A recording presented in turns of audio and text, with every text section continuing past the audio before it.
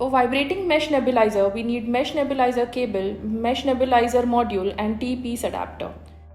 Connect the circular connector of the nebulizer cable to the grey colored port labeled Nepsonic. Attach the other end of the nebulizer cable to the mesh nebulizer module. The nebulizer symbol on the ventilator screen stop bar should now be active. Load the medication into the nebulizer module. Insert the mesh nebulizer module into the T-piece at a 90-degree angle to the straight section between the ET tube and the HME filter. Navigate to nebulizer under additional features in the main menu. Set the desired duration and click Start. Aerosol delivery will occur only during the inspiratory phase, ensuring efficient medication use and effective drug delivery.